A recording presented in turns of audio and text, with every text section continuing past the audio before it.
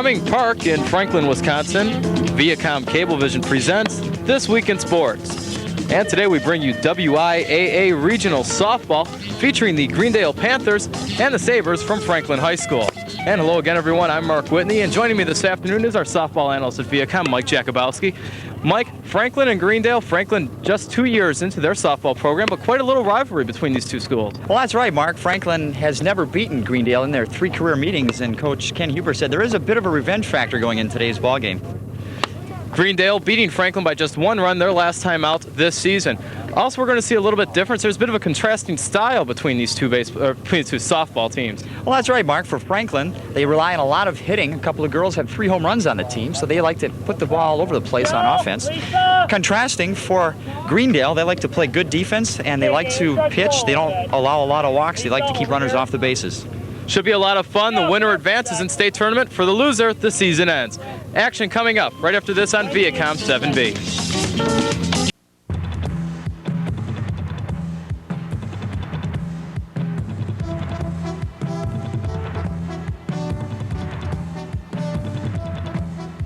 Looking for something to do after the game? Visit Ricardo's, where the pizza is hot and the atmosphere is warm. Ricardo's Pizza. In the village of Greendale, pizza made the way you like it. But you better be fast because it won't last long. For carryouts, call 421-1980.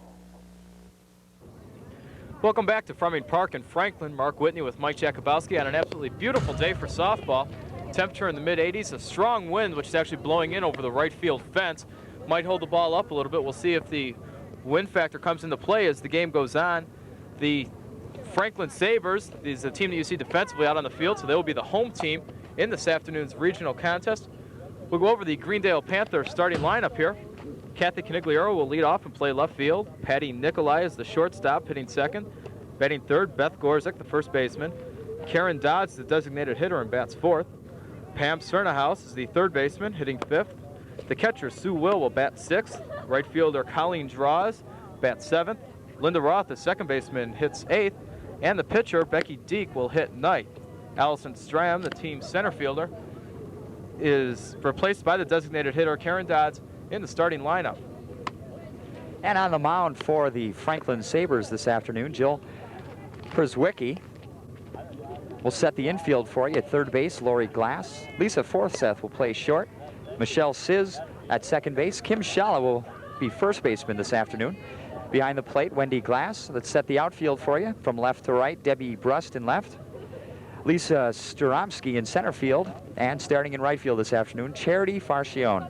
So we're all set for Frumming Park in Franklin to begin today's baseball game between Greendale and Franklin. And here stepping in to call the action for you, here's Marc Whitney. Thank you, Mike. Kathy Canigliaro, number 3, starting things off. And for those of our fans who may be unfamiliar with indoor soccer, can you explain to us the likeness of indoor soccer to hockey? Well, I think the pace is pretty much the same. You're going to see a lot of shift changes, 90-minute, 2-minute shifts, and a complete crew of new players will come in. The using of the boards is similar to hockey, so the tactics are similar, and certainly the pace of the game is similar to hockey. All right, thank you. You have the story, the crunch time, getting down to playoffs here in Milwaukee. The Wave against the Flames. Tony Pierce in goal for the Wave this evening. Fort Wayne, the visiting team, getting ready to kick off in the first quarter. And we're underway from the Milwaukee Auditorium. Fort Wayne setting to attack here in the opening moments of the first quarter. Otto Orff, starting goalie for Fort Wayne, looking to get things started. Both teams feeling each other out in the early going. Young Tron tackling. Todd Barrett brings it in for Fort Wayne, scooped up by Pierce. And here comes the Waves' first offensive opportunity of the evening.